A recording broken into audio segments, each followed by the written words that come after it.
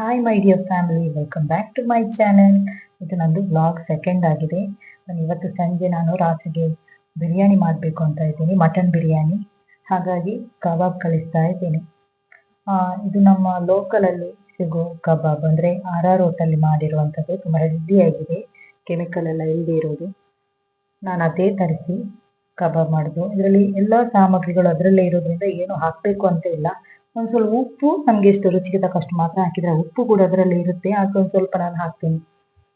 ಇವತ್ತೇನಂದ್ರೆ ಬೆಳಗ್ಗೆ ಮಾಡಬೇಕು ಅಂತ ಇದ್ದೆ ನಾನು ಮಕ್ಕಳ ಟಿಫ್ನಿಗೆ ಅಂತ, ಆದರೆ ಆಗಲಿಲ್ಲ. ನನ್ನ ಅತ್ತೆಯವರು ಅನ್ನ ಇದ್ದದ್ದು ಕೊಟ್ಟರು. ಇದು ಅವ್ರಿಗೆಲ್ಲೋ ದೂರ ಮೆಡಿಸಿನ್ಗೆ ಹೋಗ್ಬೇಕು ಅಂತ ಹೇಳಿ ಅನ್ನ ಹಾಳಾಗ್ಬೋದು ಅಂತ ಹೇಳಿ ಅದನ್ನ ನನಗೆ ಕೊಟ್ಟರು. ಅದಕ್ಕೆ ಮತ್ತೆ ನಾನು ಅದಕ್ಕೆ ಟೊಮೆಟೊ ಸಾರು ಹಾಗೂ ಚಿಕನ್ ಇದು ಸ್ವಲ್ಪ ಫ್ರೈ ಇದು ಬೆಳಗ್ಗೆನೆ ಕಲಸಿಟ್ಟಿದ್ದೆ, ಅದನ್ನು ಫ್ರೈ ಮಾಡಿ ಮಕ್ಕಳಿಗೆ ಟಿಫಿನ್ಗೆ ಕೊಟ್ಟೆ. ಬಾಕಿ ಉಳಿದದ್ದು ರಾತ್ರಿಗೆ ಆಗ್ಬೋದು ಅಂತ. ಇವಾಗ ನಾನು ಮಟನ್ ಬಿರಿಯಾನಿ ಮಾಡ್ತಾ ಇದ್ದೀನಿ. ಮೊದಲಿಗೆ ಒಂದು ಕುಕ್ಕರಲ್ಲಿ ಮಟನ್ ಹಾಗೂ ಸ್ವಲ್ಪ ಉಪ್ಪು, ಸ್ವಲ್ಪ ಅರಿಶಿನ ಹಾಕಿ ಮುಚ್ಚಳನ ಮುಚ್ಚಿ, ನಾವು ಎಷ್ಟು ನಿಮ್ಮ ಒಬ್ಬೊಬ್ಬರ ಕುಕ್ಕರಲ್ಲಿ ಒಂದೊಂದು ಥರ ಮಟನ್ ಬೇಯುತ್ತೆ. ಹಾಗಾಗಿ ನನ್ನ ಕುಕ್ಕರಲ್ಲಿ ಒಂದು 3 ವಿಸಿಲ್ ಫಾಸ್ಟ್ ಒಲೆ ಇಟ್ಟು ಬೇಯಿಸಿ, ಆಮೇಲೆ ಒಂದು 3 ವಿಸಿಲ್ ತುಂಬ ಫ್ಲೇಮ್ ಮೆಲ್ಲ ಮಾಡಿ ಬೇಯಿಸ್ತೆ. ಇನ್ನೊಂದು ಮಿಕ್ಸಿ ಜಾರಲ್ಲಿ ಒಂದು ಬೆಳ್ಳುಳ್ಳಿ ತಗೊಂಡಿದ್ದೀನಿ, ಹಾಗೊಂದು 2 ಇಂಚಷ್ಟು ಶುಂಠಿ, ಪುದೀನ ಸೊಪ್ಪು ಹಾಗೂ ಕೊತ್ತಂಬರಿ ಸೊಪ್ಪು, ಮೆಣಸಿನ್ಕಾಯಿ ಎಲ್ಲ ಹಾಕಿ ಇದನ್ನು ನುಣ್ಣಗೆ ಪೇಸ್ಟ್ ಮಾಡಿದೆ. ಹಾಗೆ ಬಿರಿಯಾನಿ ನಾನು ಇದೇ ರೀತಿ ಮಸಾಲ ಮಾಡಲ್ಲ, ಯಾವಾಗಲೂ ಡೈರೆಕ್ಟಾಗಿ ಕುಕ್ಕರಲ್ಲಿ ಡೈರೆಕ್ಟ್ ಮಸಾಲ ಎಲ್ಲ ಹಾಕಿ ಮಾಡ್ತೀನಿ. ಇದು ಮುಂಚೆ ಎಲ್ಲ ನಾವು ಸಣ್ಣವರಿರುವಾಗ ನಮ್ಮ ಮನೆಯಲ್ಲೆಲ್ಲ ಈ ರೀತಿ ಮಾಡ್ತಾ ಇದ್ದದ್ದು, ಎಲ್ಲ ಅರೆದು ಕಡೆದು ಎಲ್ಲ ಮಾಡ್ತಾ ಇದ್ರು. ಅದು ಟೇಸ್ಟಿಯಾಗಿ ಬರ್ತಿತ್ತು. ಅಂದರೆ ಹಸಿರಾಗಿ ಮಸಾಲ ಎಲ್ಲ ಇರ್ತಿತ್ತು. ಇವಾಗ ಎಲ್ಲ ಹುಡಿಗಳೆಲ್ಲ ಹಾಕೋದ್ರಿಂದ ಅಷ್ಟೊಂದು ಟೇಸ್ಟಾಗಿ ಬರುವುದಿಲ್ಲ ಮುಂಚಿನ ರೀತಿಯ ರುಚಿ. ಹಾಗೆ ಅನ್ನಕ್ಕೂ ಕೂಡ ನೀರಿಟ್ಟಿದ್ದೇನೆ, ಅದಕ್ಕೆ ಉಪ್ಪು ಮತ್ತೆಲ್ಲ ಏಲಕ್ಕಿ, ಲವಂಗ, ಇದು ಏನು ಸಿನಮನ್ ಎಲ್ಲ ಹಾಕಿ, ಜೀರಿಗೆ ಹಾಕಿ, ಆಮೇಲೆ ಅದು ಕುದಿ ಬಂದ ಮೇಲೆ ಅದಕ್ಕೆ ತೊಳೆದಿಟ್ಟು ನೆನೆಸಿಟ್ಟ ಅಕ್ಕಿಯನ್ನು ಹಾಕ್ತೇನೆ. ನಾನು ಇಂಡಿಯಾ ಗೇಟ್ ಅಕ್ಕಿ ಯೂಸ್ ಮಾಡಿದ್ದು. ಮತ್ತು ಏನಂತ ಹೇಳಿದ್ರೆ, ನಾನು ತುಂಬಾ ಮನಿ ಸೇವಿಂಗ್ಸ್ ಬ್ಲಾಗನ್ನು ಮಾಡಿದ್ದೀನಿ ಹಾಗೂ ಪ್ರಯತ್ನ ಪಡ್ತಾ ಇದ್ದೀನಿ. ನನಗೂ ಸಣ್ಣ ಸಣ್ಣ 3 ಮಕ್ಕಳಿದ್ದಾರೆ. ಪ್ರಯತ್ನ ಪಡ್ತೀನಿ, ಆದಷ್ಟು ನನಗೂ ಒಂದು ಜೀವನದಲ್ಲಿ ಮುಂದುವರಿಬೇಕು ಅಂತೇಳಿ ತುಂಬಾ ಪ್ರಯತ್ನ ಪಡ್ತಾ ಇದ್ದೀನಿ. ಹಾಗೂ ನಮ್ಮನ್ನು ಹಿಂದೆಯಿಂದ ಏನಾದರೂ ಅಂದರೆ ಕಿಂಡಲ್ ಮಾಡಿ ನಗು ಜನರು ಕೂಡ ಇವಾಗ ಏನು ಕಮ್ಮಿ ಇಲ್ಲ. ಹಾಗೆ ನನಗೂ ಕೂಡ ತುಂಬ ಅನುಭವ ಆಗಿದೆ. ಅಂದರೆ ನಾನು ಈ ಚಾನೆಲ್ ಸ್ಟಾರ್ಟ್ ಮಾಡಿ 2018ರಲ್ಲಿ ಇದು ಸುಮ್ಮನೆ ಸ್ಟಾರ್ಟ್ ಮಾಡಿದ್ದು ನಾನು. ಇದರ ಬಗ್ಗೆ ನನಗೆ ಏನು ಅಂತ ಗೊತ್ತಿಲ್ಲ. ಒಂದೊಂದು ವಿಡಿಯೋಸು ಹೀಗೆ ಆಗ್ತಾ ಇದ್ದೆ. ಇವಾಗ ಎಲ್ಲರೂ ಅರ್ನ್ ಮಾಡ್ತಾ ಇದ್ದಾರೆ ಯೂಟ್ಯೂಬಲ್ಲಿ, ಹಾಗೂ ನನಗೂ ಕೂಡ ಒಂದು ಆಸೆ ಆಗ್ತದೆ. ನಾವೆಲ್ಲ ಮಿಡಲ್ ಕ್ಲಾಸ್ ಜನರು, ಹಾಗಾಗಿ ನಾವು ಕೂಡ ಇದರಲ್ಲಿ ಏನಾದರೂ ಒಂದು ಅರ್ನ್ ಮಾಡೋಣ ಅಂತಂದರೆ, ನಾನು ಆಲ್ರೆಡಿ ಸ್ಟಿಚ್ ಮಾಡ್ತೀನಿ, ಅಲ್ಪ ಸ್ವಲ್ಪ ಸ್ಟಿಚ್ ಮಾಡ್ತೀನಿ. ಅದರಲ್ಲಿ ನೀವು ನೋಡಿರ್ಬೋದು, ನನ್ನ ಹಸ್ಬೆಂಡ್ ನನಗೆ ಮನೆ ಖರ್ಚಿಗೆ ಹಣ ಕೊಟ್ಟಿರ್ತಾರೆ. ಅದರಲ್ಲಿ ನಾನು ಆದಷ್ಟು ಹೆಚ್ಚಾಗಿ ಸೇವ್ ಮಾಡ್ತಾ ಇದ್ದೀನಿ. ಆದಷ್ಟು ಎಷ್ಟು ನನ್ನ ಕೈಯಲ್ಲಾಗುತ್ತೆ ಅಷ್ಟು ಅಮೌಂಟನ್ನು ನಾನು ಸೇವ್ ಮಾಡ್ತಾ ಇದ್ದೀನಿ. ನೀವು ನೋಡದೇ ಇರೋರು ನನ್ನ ಚಾನೆಲ್ನಲ್ಲಿ ವಿಡಿಯೋ ಚೆಕ್ ಮಾಡಿ, ಮನಿ ಸೇವಿಂಗ್ಸ್ ವಿಡಿಯೋಸನ್ನು ತುಂಬ ಹಾಕಿದ್ದೇನೆ. ಹಾಗೂ ನೀವು ಕೂಡ ಅದೇ ರೀತಿಯಾಗಿ ಸೇವ್ ಮಾಡಿ. ನನ್ನದು ಫ್ರೆಂಡ್ಸ್ ಇದ್ದಾರೆ, ಅವರು ನನ್ನ ವಿಡಿಯೋ ನೋಡಿ ತುಂಬಾ ನಗಾಡ್ತಾರೆ. ಎಲ್ಲರೂ ಎಷ್ಟೊಂದು ಗ್ರೋತ್ ಆಗಿದ್ದಾರೆ, ನಿಂದು ಇನ್ನೂ ಮುಂದುವರಿಯೋದೇ ಇಲ್ಲ ಒಂದು ದಿವಸದಲ್ಲಿ. ಅಂದರೆ ಅವರಿಗೆ ಅದೇ ಕೆಲಸ, ನನ್ನ ಚಾನೆಲ್ನಲ್ಲಿ ದಿನಾಲು ಒಂದು ದಿನಕ್ಕೆ ಎಷ್ಟು ಸಬ್ಸ್ಕ್ರೈಬ್ ಆಗ್ತಾರೆ, ತಿಂಗಳಿಗೊಮ್ಮೆ ಚೆಕ್ ಮಾಡೋದು, ಈ ರೀತಿಯಾಗಿ ಮಾಡ್ತಾ ಇರ್ತಾರೆ. ಅವರಿಗೆ ಬೇರೆ ಕೆಲಸ ಇಲ್ಲ. ಒಂಥರ ಕಾಲ್ ಮಾಡಿ ಅದನ್ನೇ ಕೇಳಿ ಇನ್ಸಲ್ಟ್ ಮಾಡೋದು. ಇವಾಗ ನಾವು ಅವರು ಇನ್ಸಲ್ಟ್ ಮಾಡುವಾಗ ನಾವು ಕೇಳಿ ಸುಮ್ಮನೆ ಇರಬೇಕಷ್ಟೇ. ಹಾಗಾಗಿ ನಾನು ಸುಮ್ಮನೆ ಕೂತೆ. ಒಂದಲ್ಲ ಒಂದು ದಿವಸ ನಮಗೂ ಒಂದು ದಿನ ಬರ್ಬೋದಲ್ವಾ. ನಮ್ಮದು ಒಂದು ಛಲ ಅಂತ ಇದ್ದರೆ ನಾವು ಕೂಡ ಜೀವನದಲ್ಲಿ ಮುಂದೆ ಬರ್ಬೋದು. ಹಾಗಾಗಿ ಮನಿ ಇಸ್ ವೆರಿ ಇಂಪಾರ್ಟೆಂಟ್. ಹಣ ತುಂಬಾ ಮುಖ್ಯ. ಹಣನ ವೇಸ್ಟ್ ಖರ್ಚು ಮಾಡದೆ ನಾವು ಆದಷ್ಟು ಕೂಡಿಡಬೇಕು. ಆದಷ್ಟು ಹಣನ ಹಿಡಿಯೋದಕ್ಕೆ ತುಂಬಾ ಕಷ್ಟ ಇದೆ. ನಾವು ಎಷ್ಟು ಅದರಲ್ಲಿ ಮುಷ್ಟಿಯಲ್ಲಿ ಹಿಡ್ಕೋತೀವೋ ಅಷ್ಟು ನಮ್ಮ ಹತ್ರ ಸೇವ್ ಆಗುತ್ತೆ. ಹಣ ಇದ್ರೇನೆ ಇವಾಗ. ಹಣ ಅಂದರೆ ಹೆಣ ಕೂಡ ಬಾಯಿ ಬಿಡುತ್ತೆ ಅಂತ ಗಾದೆ ಹೇಳಿದ್ದು ಮೊದಲು ಸುಳ್ಳಲ್ಲ. ಹಣ ಇದ್ರೆ ಮಾತ್ರ ಇವಾಗ ಒಂದು ನಮ್ಮಿಂದ ನಾಯಿ ಕೂಡ ಬರುತ್ತೆ. ಹಣ ಇದ್ರೇನೆ ಬಾಸ್. ಹಣ ಇಲ್ದಿದ್ರೆ ಏನೂ ಇಲ್ಲ. ಯಾರು ಕೂಡ ಕೇರ್ ಮಾಡೋದಿಲ್ಲ, ಯಾರು ಕೂಡ ರೆಸ್ಪೆಕ್ಟ್ ಕೂಡ ಕೊಡೋದಿಲ್ಲ. ತುಂಬಾನೇ ಚೀಪಾಗಿ ನೋಡ್ತಾರೆ. ಹಣ ಇದ್ದವರ ಹಿಂದೆ ಎಷ್ಟೋ ಜನ ಇರ್ತಾರೆ. ಹಣಕ್ಕೆ ಅಷ್ಟೊಂದು ಪವರ್ ಇದೆ. ಹಾಗಾಗಿ ಪ್ಲೀಸ್ ಯಾರಾದರೂ ನನ್ನ ಚಾನೆಲ್ನ ಸಬ್ಸ್ಕ್ರೈಬ್ ಮಾಡದೇ ಇರೋರು ಪ್ಲೀಸ್ ಸಬ್ಸ್ಕ್ರೈಬ್ ಮಾಡಿ ಸಪೋರ್ಟ್ ಮಾಡಿ. ನಾನು ಕೂಡ ಇನ್ನು ಡೈಲಿ ಆದಷ್ಟು ನನ್ನ ಜೊತೆ ಮನಿ ಸೇವಿಂಗ್ಸ್ ವಿಡಿಯೋ ಕೂಡ ಮಾಡ್ತೀನಿ, ಹಾಗೂ ಡೈಲಿ ವ್ಲಾಗ್ ಕೂಡ ಮಾಡೋಣ ಅಂತ ಇದ್ದೀನಿ. ವ್ಲಾಗ್ ಮಾಡ್ತೀನಿ, ಆದಷ್ಟು ನಾನು ಪ್ರಯತ್ನ ಪಟ್ಟು ವ್ಲಾಗ್ ಮಾಡ್ತೀನಿ. ನೀವು ಸಪೋರ್ಟ್ ಮಾಡಿ ಪ್ಲೀಸ್. ಯಾರಾದರೂ ಸಬ್ಸ್ಕ್ರೈಬ್ ಮಾಡದೆ ನೋಡ್ತಾ ಇರೋರು ಪ್ಲೀಸ್ ಸಬ್ಸ್ಕ್ರೈಬ್ ಮಾಡಿ. ಆ ರೀತಿ ಮಾತಾಡೋರು ಎಲ್ಲ ನಾನು ಅಂತಲ್ಲ, ಎಷ್ಟೋ ಹೆಣ್ಮಕ್ಳ ಜೀವನದಲ್ಲಿ ಕೂಡ ಇದ್ದಾರೆ. ಹಿಂದಿನ ಇನ್ಸಲ್ಟ್ ಮಾಡೋರು ಎಷ್ಟೋ ಮಂದಿ ಇದ್ದಾರೆ, ಎಷ್ಟೋ ಮಂದಿ ಹೊರಗಿನವರಂತಲ್ಲ, ಮನೆಯವರೇ ಎಷ್ಟೋ ಜನ ಇದ್ದಾರೆ. ಓಕೆ, ಇದು ನಾನು ಮಿಲ್ಕಿ ಮಿಸ್ಟ್ ಅಂತ ಏನು ಮೊಸರು, ಗಟ್ಟಿ ಮೊಸರು ತರಿಸಿದ್ದು. ನಾನು ಲೈಫಲ್ಲಿ ಫಸ್ಟ್ ಟೈಮ್ ತಂದದ್ದು. ಸಿಟಿ ಸೆಂಟರ್ಗೆ ಒಮ್ಮೆ ಹೋಗಿದ್ದೆ, ಅವಾಗ ಯಾವತ್ತಿಂದ ಅನ್ಕೊಳ್ತಿದ್ದೆ ನಾನು ಆ ರೀತಿ ಗಟ್ಟಿ ಮೊಸರು ಒಮ್ಮೆ ತರಬೇಕು ಅಂತ.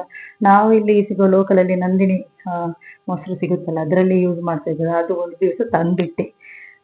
ಇವಾಗ ಖುಷಿ ಆಯ್ತು, ಅದನ್ನ ಫಸ್ಟ್ ಟೈಮ್ ಯೂಸ್ ಮಾಡಿದೆ, ತುಂಬಾ ಒಳ್ಳೇದಿದೆ. ಓಕೆ, ಇವಾಗ ಚಿಕನ್ ಎಲ್ಲ ಫ್ರೈ ಮಾಡಿಬಿಟ್ಟು, ಮಕ್ಕಳು ಹಸಿವಾಗ್ತಿದೆ ಅಂತ ಹೇಳ್ತಾ ಇದ್ರು, ಆದಷ್ಟು ಬೇಗ ಬೇಗ ಎಲ್ಲ ಚಿಕನ್ ಫ್ರೈ ಮಾಡಿ ಅವರಿಗೆ ಊಟ ಎಲ್ಲ ರೆಡಿ ಮಾಡಿದೆ.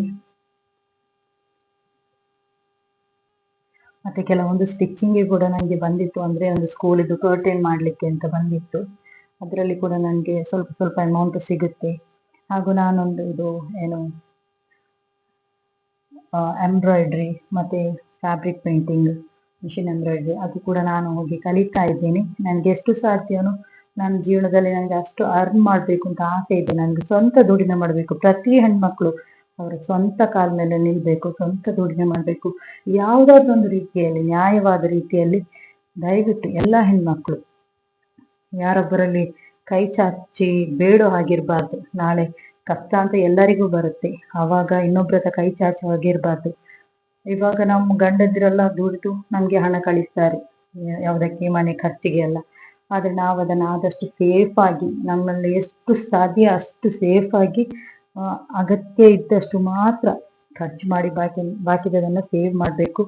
ಒಂದಲ್ಲ ಒಂದು ದಿವಸ, ನನಗೂ ಕೂಡ ಸಾಲ ಇದೆ, ಮನೆ ಕಟ್ಟಿದ ಸಾಲ ಇದೆ, ಒಂದು 10-12 ಲಕ್ಷದಷ್ಟು ನನಗೂ ಕೂಡ ಸಾಲ ಇದೆ. ಅದನ್ನು ನಾನು ಕೂಡ ನನ್ನ ಹಸ್ಬೆಂಡ್ಗೆ ಸಪೋರ್ಟ್ ಮಾಡಿ ಅದನ್ನು ತೀರಿಸ್ಬೇಕು ಅನ್ನೋ ಆಸೆ ಕೂಡ ಇದೆ. ಅದಕ್ಕೆ ನಿಮ್ಮೆಲ್ಲರ ಸಪೋರ್ಟ್ ಕೂಡ ಬೇಕು ಪ್ಲೀಸ್. ನೋಡಿ, ಬಿರಿಯಾನಿ ತುಂಬಾ ಚೆನ್ನಾಗಿ ಬಂದಿತ್ತು, ಮಟನ್ ಕೂಡ ಹಾಗೆ ತುಂಬಾ ಚೆನ್ನಾಗಿ ಬೆಂದಿತ್ತು. ಬಿಸಿ ಬಿಸಿ ತಿನ್ನಕ್ಕಾಗ್ಲಿಲ್ಲ ಫಸ್ಟಿಗೆ, ಆದ್ರೆ ನಿಮಗೆ ತೋರಿಸಿದೆ ಯಾವ ರೀತಿ ಬಂದಿದೆ ಅಂತ. ಮತ್ತೆ ನಾನು ಬಿರಿಯಾನಿಗೆ ಯಾವುದೇ ರೀತಿಯ ಕಲರ್ ಯೂಸ್ ಮಾಡಲಿಲ್ಲ. ಕಲರ್ ಯೂಸ್ ಮಾಡೋದು ನಾನು ಕಡಿಮೆ ಮಾಡೋದಿಲ್ಲ, ತುಂಬಾನೇ ಕಡಿಮೆ. ಈ ರೀತಿಯಾಗಿ ಟೇಸ್ಟ್ ಬರುತ್ತೆ. ಅಂದ್ರೆ ಮಕ್ಕಳಿಗೆಲ್ಲ ಹೆಲ್ತ್ಗೆಲ್ಲ ಅಷ್ಟೊಂದು ಒಳ್ಳೇದಲ್ಲ ಅಂತ ಹೇಳಿ ನಾನು ಕಲರನ್ನು ಯೂಸ್ ಮಾಡೋದಿಲ್ಲ. ಮತ್ತೆ ಕೆಲವೊಬ್ಬರಿಗೆ ಚಿಕನ್ ಕೂಡ, ನಾನು ಚಿಕನ್ಗೆ ಕೂಡ ಕಲರ್ ಏನು ಹಾಕಲಿಲ್ಲ, ಅದು ನಾರ್ಮಲ್ ಅದರಲ್ಲೆಲ್ಲ ಏನು ಮೆಣಸಿನ ಹುಡಿ ಇದೆಲ್ಲ ಕಲರಲ್ಲೇ, ಅದರಲ್ಲೇ ಎಲ್ಲ ಅದರಲ್ಲೇ ಇದೆ. ಚಿಕನ್ ಕೂಡ ಹಾಗೆ ತುಂಬಾ ಟೇಸ್ಟಿಯಾಗಿ ಬಂದಿತ್ತು, ಜ್ಯೂಸಿಯಾಗಿ ಬಂದಿತ್ತು. ಈ ಕಬಾಬಲ್ಲಿ ನಾನು ಇದು ಕಬಾಬ್ ಯೂಸ್ ಮಾಡಿದ ನಂತರ ಮತ್ತೆ ಯಾವುದು ಕೂಡ ಕಬಾಬ್ ಯೂಸ್ ಮಾಡ್ಲಿಕ್ಕೆ ಹೋಗ್ಲಿಲ್ಲ. ಇವಾಗ ಡೈಲಿ ಇದನ್ನೇ ತರಿಸಿ ನಾನು ಚಿಕನ್ ಕಬಾಬ್ ಮಾಡೋದು. ನಾನು ವಾರಕ್ಕೆ ಒಂದ್ಸಲ ಮಾತ್ರ ನಾನ್ ವೆಜ್ ಮಾಡೋದು, ಮತ್ತೆಲ್ಲ ವೆಜಿಟೇಬಲ್ಸ್, ಈ ತರ ಕಾಳುಗಳು ಆ ಥರದ್ದೆಲ್ಲ ಯೂಸ್ ಮಾಡೋದು. ಆಮೇಲೆ ಇಷ್ಟೊಂದು ಪಾತ್ರೆ ಇತ್ತು, ಮಕ್ಕಳದ್ದು ಸ್ಕೂಲಿದ್ದು ಟಿಫಿನ್ ಎಲ್ಲ ಇಷ್ಟೊಂದು. ಮತ್ತೆ ಬಿರಿಯಾನಿ ಅಂತ ಹೇಳಿದ್ರೆ ಗೊತ್ತಲ್ಲ, ಮತ್ತೆ ನನಗೆ ಸ್ವಲ್ಪ ಪಾತ್ರೆ ಕೂಡ ಜಾಸ್ತಿ ಆಗೋದು. ಕೆಲವರು ಅದರಲ್ಲಿ ಎಲ್ಲ ಅಡ್ಜಸ್ಟ್ ಮಾಡಿ ಮಾಡ್ತಾರೆ, ನನಗೆ ಸ್ವಲ್ಪ ಪಾತ್ರೆ ಕೂಡ ಜಾಸ್ತಿ ಆಗೋದು. ಎಲ್ಲ ತೊಳೆದು ಬಿಟ್ಟಾದ್ಮೇಲೆ ಒಂದು ಲೋರಿ ಪಾತ್ರೆ ಆಯಿತು, ಒಂದು ಲಾರಿ ಅಷ್ಟಿದೆ. ಆಮೇಲೆ ಕೆಲವೊಂದು ಬಟ್ಟೆಗಳನ್ನೆಲ್ಲ ನಾನು ಒಣಗಲಿಕ್ಕೆ ಹಾಕಿದ್ದೆ, ಅದೇನು ಮಡಚಿಡ್ಬೇಕು, ಅದನ್ನು ಮಡಿಸ್ತಾ ಇದ್ದೆ. ಮಲಗುವಾಗ ಸ್ವಲ್ಪ ಮನೆಯೆಲ್ಲ ಕ್ಲೀನ್ ಆಗಿರ್ಬೇಕಲ್ಲ, ಬೆಳಗ್ಗೆ ನೋಡುವಾಗ ಮನಸ್ಸಿಗೆ ತುಂಬ ಖುಷಿ ಆಗಬೇಕು. ಹಾಗಾಗಿ ಬಟ್ಟೆಗಳನ್ನೆಲ್ಲ ಮಡಿಸ್ತಾ ಇದ್ದೆ, ಮಕ್ಕಳನ್ನು ಕೂಡ ಕರಿತಾ ಇದ್ದೆ. ನಾನು ಮಕ್ಕಳ ಬಟ್ಟೆಗಳನ್ನು ಮಡಚಿಟ್ಟ ಹಾಗೆ 3 ಮಕ್ಕಳದ್ದು ಬೇರೆ ಬೇರೆ ಬಟ್ಟೆ ಇಟ್ಟು ಅವರನ್ನೇ ಕರಿಸ್ತೇನೆ ತಗೊಂಡು ಹೋಗ್ಲಿಕ್ಕೆ. ಅಂದ್ರೆ ಸ್ವಲ್ಪ ಹೆಲ್ಪ್ ಮಾಡಬೇಕು, ಅವರು ಮನೆಯ ಕೆಲಸದಲ್ಲಿ ಸ್ವಲ್ಪ ನಮಗೂ ಭಾಗಿಯಾಗಲಿಕ್ಕೆ ಇವಾಗಲೇ ಅವರಿಗೆ ಕಲಿಸ್ಬೇಕು ಸ್ವಲ್ಪ ಸ್ವಲ್ಪ. ನಾನು ಒಮ್ಮೊಮ್ಮೆ ನನ್ನ ಮಕ್ಕಳ ಹತ್ರ ಏನಾದರೂ ಸಣ್ಣ ಪುಟ್ಟ, ನನ್ನ ದೊಡ್ಡ ಮಗ ಇದ್ದಾನೆ, ಅವನು ತುಂಬಾ ನನಗೆ ಹೆಲ್ಪ್ ಮಾಡ್ತಾನೆ. ಪಾತ್ರೆ ತೊಳೆಯೋದಾಗಿರ್ಬೋದು, ನನಗೆ ಹುಷಾರಿಲ್ಲದೆ ಇರುವಾಗ ನೆಲ ಒರೆಸೋದು ತುಂಬಾನೇ ಹೆಲ್ಪ್ ಮಾಡ್ತಾನೆ. ಅವಾಗ ನಾನು ಒಮ್ಮೊಮ್ಮೆ ಹೇಳ್ತೇನೆ, ನೀನು ಮನೆ ಕೆಲಸ ಯಾವುದಾದ್ರೂ ನನಗೆ ಹೆಲ್ಪ್ ಮಾಡು, ನನಗೆ ಅಷ್ಟು ಸಣ್ಣ ಸಣ್ಣ ಅಮೌಂಟ್ ದುಡ್ಡು ಕೊಡ್ತೇನೆ, ಅದನ್ನು ನೀವು ನಂದು ಶಾರ್ಟ್ಸ್ ಅಲ್ಲೆಲ್ಲ ನೋಡಿ, ನನ್ನ ಮಕ್ಕಳು ಕೂಡ ಮನಿ ಸೇವಿಂಗ್ಸ್ ಮಾಡ್ತಾರೆ. ನನ್ನ ಸಣ್ಣ ಮಗಳು ಅವಳ ಹತ್ರನೇ ಬಾಸ್ಕೆಟ್ ತರಿಸಿ, ನಿನ್ನ ಬಟ್ಟೆನೆಲ್ಲ ನೀನೇ ಇಟ್ಟು ತಗೊಂಡೋಗಿ ರೂಮಲ್ಲಿ ಇಡಬೇಕು ಅಂತ ಹೇಳಿ ಅದಕ್ಕೆ ಒಮ್ಮೆಲ್ಲ ಬಟ್ಟೆ ಇಟ್ಟು ಪುನಃ ಹುಡುಕಾಡ್ತಾ ಇದ್ದಾಳೆ ಎಲ್ಲಿದೆ ಅಂತ. ಮತ್ತೆ ಇದು ನನ್ನ 2ನೇ ಮಗಳು, ಫಸ್ಟ್ ಮಗಳು ಅಂದ್ರೆ ಫಸ್ಟ್ ಮಗ, ಆಮೇಲೆ 2 ಹೆಣ್ಮಕ್ಳು, 2ನೇವಳು ಅವಳು. ಇದು ನೋಡಿ, ಇದು ನಂಗೆ ಇಷ್ಟ. ಈ ರೀತಿ ಲೈಟಿಂಗ್ಸ್ ಎಲ್ಲ ಹಾಕೋದಂದ್ರೆ ಇಷ್ಟ. ಒಂದೊಂದು ಬಟ್ಟೆ ಒಣಗಿರ್ಲಿಲ್ಲ ಅಂತ, ಇವತ್ತು ತುಂಬಾನೇ ಮಳೆ ಇತ್ತು, ಎಲ್ಲಾ ಕಡೆ ಸಡನ್ ಆಗಿ ಬಂದಿರೋದ್ರಿಂದ ಹಾಗಾಗಿ ಅದರಲ್ಲಿ ಬಿಡಿಸಿ ಅಲ್ಲೇ ಇಟ್ಬಿಟ್ಟೆ ಬೆಳಿಗ್ಗೆ ತೆಗಿಬೋದು ಅಂತೇಳಿ. ನಾನು ಸಣ್ಣ ಮಗಳನ್ನು ನೋಡಿ ಅವಳು ಬಟ್ಟೆಗಳನ್ನೆಲ್ಲ ಪಾಪ ಅವಳೇ ಇಟ್ಬಿಟ್ಟು ತಗೊಂಡೋಗಿದ್ಲು. ಮತ್ತೆ ಇವಳಿಗೆ ಡೈಲಿ ಅಂಗನವಾಡಿಗೆ ಹೋಗ್ತಾಳೆ, ಅವಳು ಡೈಲಿ ಯೂಸ್ ಮಾಡುವಂಥ ಫ್ರಾಕ್ಸ್ ಎಲ್ಲ ಒಣಗಿತ್ತು, ಅದನ್ನೆಲ್ಲ ಹ್ಯಾಂಗ್ಲರ್ಗೆ ಹಾಕಿ ಎಲ್ಲ ಒಟ್ಟಿಗೆ. ಅವಳಿಗೆ ಫ್ರಾಕ್ ಅಂದರೆ ತುಂಬ ಇಷ್ಟ. ಎಲ್ಲ ಒಂದೊಂದು ಹ್ಯಾಂಗ್ಲರಲ್ಲಿ ಬೇರೆ ಬೇರೆ ಇಡ್ತೀನಿ. ಅವಳಿಗೆ ಅದು ನೋಡುವಾಗಲೇ ಖುಷಿ ಆಗ್ತದೆ. ಬೆಳಗ್ಗೆ ಅವಳೇ ತೋರಿಸೋದು, ಚೂಸ್ ಮಾಡೋದು ಯಾವುದು ನನಗೆ ಬಟ್ಟೆ ಬೇಕು ಅಂತ. ಇದೆಲ್ಲ ಸೆಟ್ ಮಾಡಿ ಕಬೋರ್ಡಲ್ಲಿ ಅವಳು ಚಿಕ್ಕದಿರುವಾಗ ಇರುವ ಬಟ್ಟೆ ಕೂಡ ಉಂಟು, ನಾನು ನೆನಪಿಗೆ ಇಟ್ಟಿದ್ದೇನೆ. ಅದರ ಎಡೆಯಲ್ಲಿ ನೀವು ನೋಡ್ಬೋದು ವೈಟ್ ಕಲರಲ್ಲಿ, ಅದು ದೊಡ್ಡ ಮಗಳದ್ದು ವೈಟ್ ಕಲರಲ್ಲಿ. ಅದರ ಈ ಕಡೆ ಒಂದುಂಟು, ಅದನ್ನು ಸಣ್ಣ ಮಗಳದ್ದು. ಅಂದರೆ ಅವಳು ಫಸ್ಟ್ ಡೆಲಿವರಿ ಟೈಮಲ್ಲಿ ಫಸ್ಟ್ ತೆಗೆದ ಫ್ರಾಕ್, ಅದು ನಾನು ಯಾವತ್ತೂ ಕಳ್ಕೊಳ್ಳಿಲ್ಲ. ಮತ್ತು ಅವ್ರದ್ದು ಕೆಲವೊಂದು ಬ್ಯಾಗ್ಸ್ ಕೂಡ ಕೆಳಗಡೆ ಸೆಟ್ ಮಾಡಿ ಇಟ್ಟಿದ್ದೀನಿ ಹೆಣ್ಮಕ್ಕಳದು. ನನಗೆ ಹೆಣ್ಮಕ್ಳಂದ್ರೆ ತುಂಬ ಇಷ್ಟ. ಅಂದರೆ ಅವಳಿಗೆ ಆ ರೀತಿ ಬಟ್ಟೆ ಬರೆಗಳು ಎಲ್ಲ ತುಂಬ ಇಷ್ಟ. ಇದು ಯಾಕೆ ತೋರಿಸ್ತಾ ಇದ್ದೀನಿ ಅಂದರೆ, ನನ್ನ ಅಕ್ಕನ ಮಗಳಿಗೆ ನೆನ್ನೆ ಜಸ್ಟ್ ಒಂದು ಎಂಗೇಜ್ ಆಗಿತ್ತು, ಅದಕ್ಕೆ ಅವಳು ಡೈಮಂಡ್ ರಿಂಗ್ ಹಾಕಿ ಹೋಗಿದ್ದು. ಹಾಗೂ ಇದು ನನ್ನ ದೊಡ್ಡ ಮಗಳಿಗೆ ಸ್ಕೂಲಲ್ಲಿ ಕಾಂಪಿಟೇಷನ್ ಇತ್ತಂತೆ, ಅಂದರೆ ಮ್ಯೂಸಿಕ್ ಚೇರಲ್ಲಿ. ಅದರಲ್ಲಿ ಅವಳು ಫಸ್ಟ್ ಬಂದಿದ್ಲು. ಅದಕ್ಕೆ ನಂದು ಕೂಡ ಬ್ಲಾಗಲ್ಲಿ ಹಾಕಮ್ಮ ಅಂತ ಹೇಳಿ ಅವಳು ಕೂಡ ಒಂದು ಸ್ವಲ್ಪ ವಿಡಿಯೋ ಮಾಡಿ ಹಾಕಮ್ಮ ಅಂತ ಹೇಳಿ ಕೇಳ್ಕೊಂಡು ಅದಕ್ಕೆ ನಾನು ಈ ವಿಡಿಯೋ ಹಾಕಿದ್ದೀನಿ. ಪ್ಲೀಸ್ ಯಾರಾದರೂ ನನ್ನ ಚಾನಲ್ ಸಬ್ಸ್ಕ್ರೈಬ್ ಮಾಡದೇ ಇರೋದು ಪ್ಲೀಸ್ ಮಾಡಿ. ಏನಾದರೂ ನನ್ನ ತಪ್ಪೇನಾದರೂ ಇದ್ದರೆ ಅದು ಕೂಡ ಕಮೆಂಟ್ ಬಾಕ್ಸಲ್ಲಿ ತಿಳಿಸಿ. Okay, thank you so much.